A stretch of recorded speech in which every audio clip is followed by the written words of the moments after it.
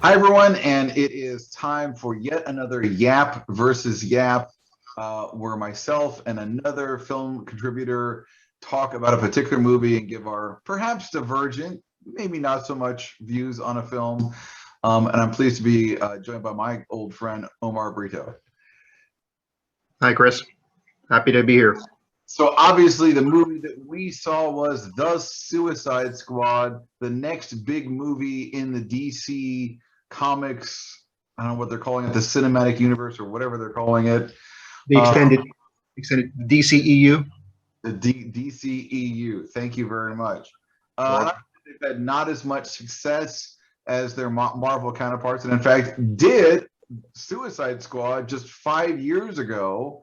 And this movie, I guess you call it a sequel of sorts. We're continuing the whole thing of Viola Davis plays the evil mastermind who gets these super powered or super skilled villains and sends them on dangerous missions, which they're not expected to survive, hence the name. So Margot Robbie is obviously back as Harley Quinn. A couple other lesser remembered characters are back for a while without giving too much away. So let's just jump right in. What did you think of remember, the last one was Suicide Squad. yeah, This is The Suicide Squad. I think I read that James Gunn added the so that you would forget the first one. Yeah. This is more like a soft reboot.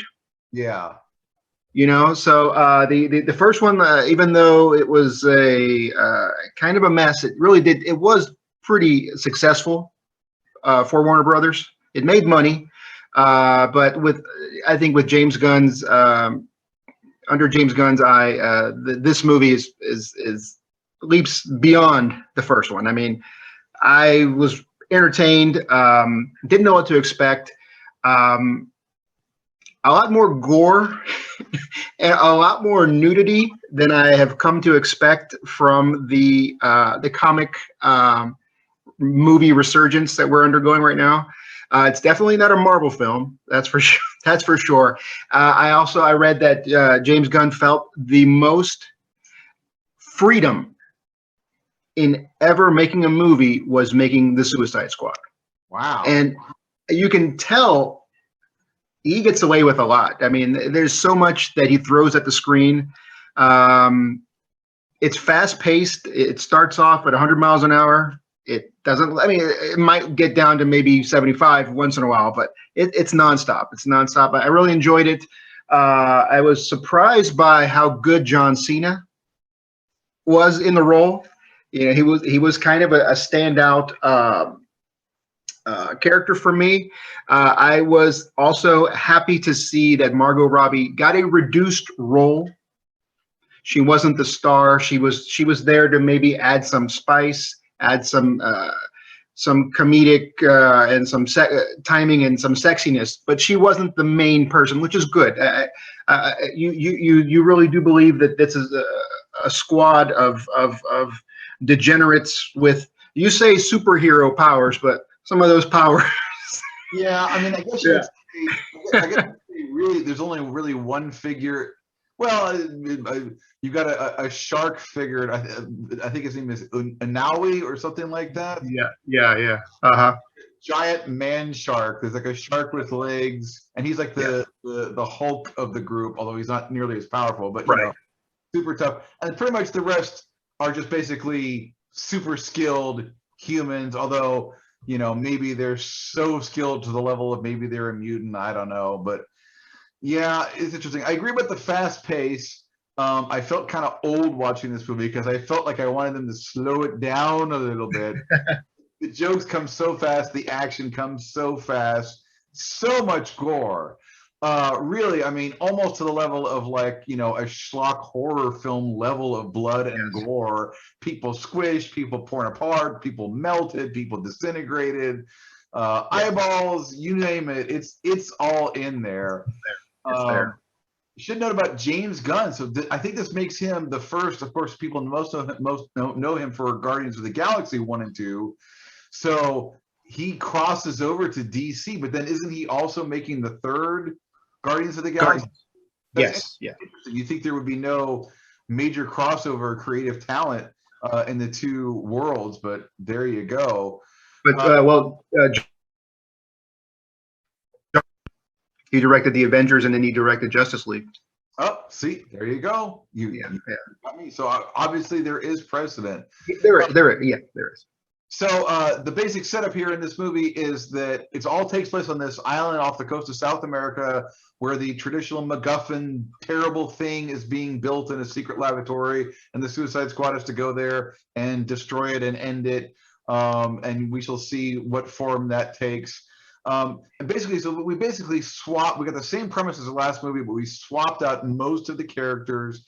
You mentioned Margot Robbie's back, and I'm glad to see her back. I'm not sure if I'd call her just one of the team. I think she is still a first among equals, although she would probably be tied with Idris Elba's character of Bloodsport.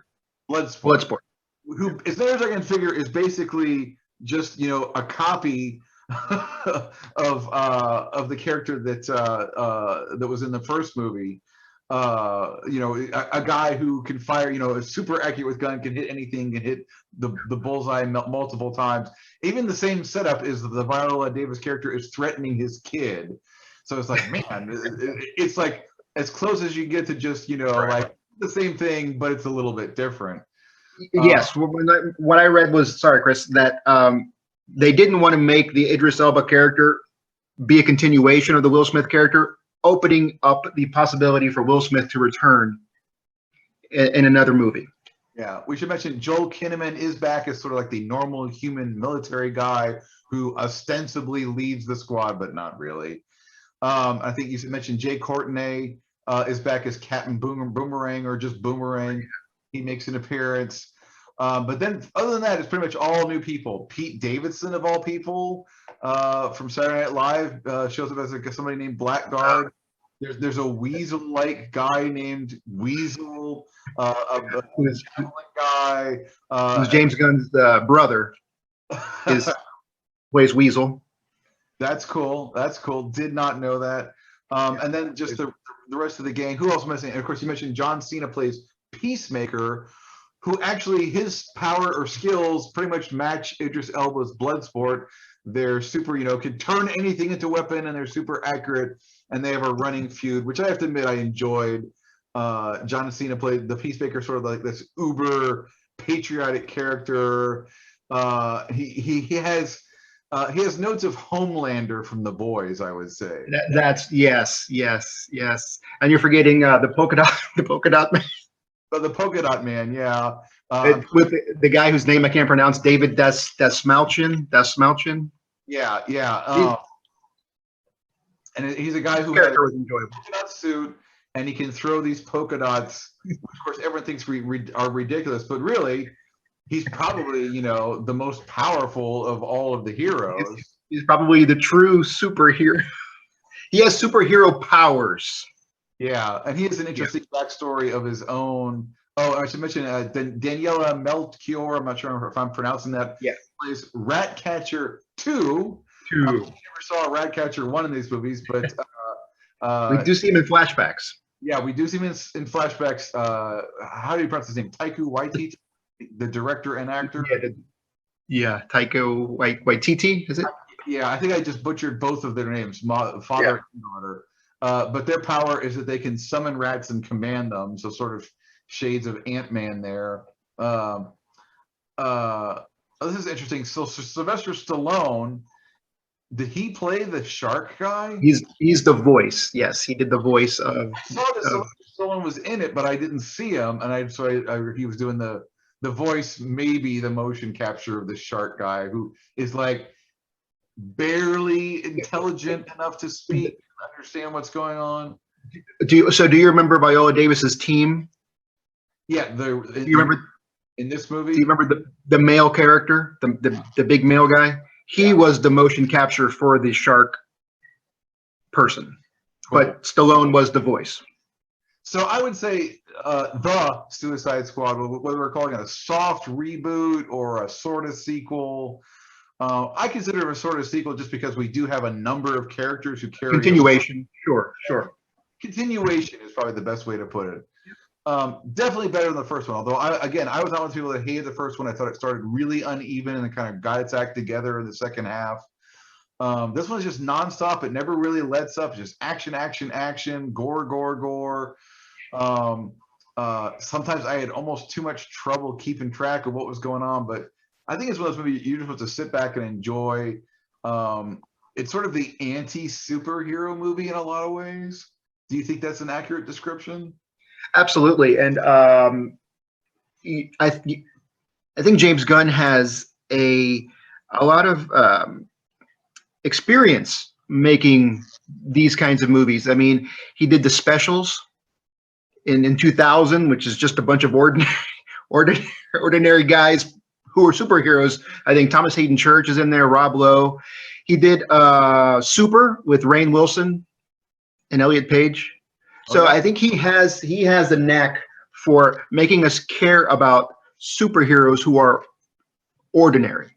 Right. So yeah. And he also has a knack for horror and guts and violence. If you know, he's a guy I think he cut his teeth with Lloyd Kaufman in Troma Entertainment, the studio that brought you the Toxic Avenger.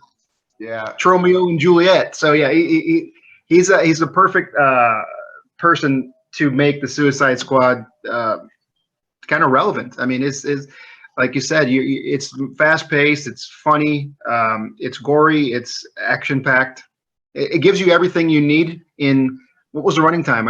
I went by so fast that 2:12 is what it officially says, which is pretty long. And usually that's about the point at which I start complaining about how a movie is too long, but I didn't feel like this one was too long at all. I didn't either. I was never certainly. Wanted to mention there are a few other people in the movie. Peter Capaldi shows up as sort of the evil scientist guy named Thinker, who has these what looks like spark plugs sticking out of his skull. Right. Think better. I also wanted to mention Michael Rooker shows up as another team member, sort of a team member. You'll see, named Savant. And we never really see, but he seems to be another Bloodsport / Peacemaker, super accurate guy. Bullseye type, never misses. And you mentioned actually to me that there's this strange, I guess has powers. His name is just TDK. TDK. You spotted this, or maybe you knew who he's played by. Nathan Fillion. So I did not spot him. Of course, he's got a mask. That's a James Gunn staple. Michael Rooker, Nathan Fillion. He has a list of actors that he works with often. Yeah, he puts them in his movies. Well, so that's our take on the Suicide Squad. I don't think we disagreed too much. So it's a yap versus yap, although sort of a very friendly yap versus yap. Yeah, I recommend it. I enjoyed it. Maybe I think the best way to see it is in the theaters. I really do. I know it's on HBO Max as of today, but this is a popcorn film, if there was one. You know, I really recommend spending the money, going to the theaters, socially distanced and wearing masks, of course. But yeah, I really appreciated it, seeing it on the big screen. It was great. Me too. I would definitely recommend this movie. And I will say, if you are going to theaters in person, in addition to taking care and social distancing and all that kind of stuff, I would like to recommend to you that you please buy something from the concession of the movie theater you go to. A lot of people don't realize that movie theaters make almost nothing from their tickets. The studios and distributors keep almost all of that. They're basically, a restaurant that shows movies. So if you like seeing movies in theaters, when you go there, just pick up a candy or something, a drink, to help support that theater so they can keep going and keep showing movies on the big screen for us. All right, guys. I agree. All right, guys. Thanks so much, and we'll see you next time.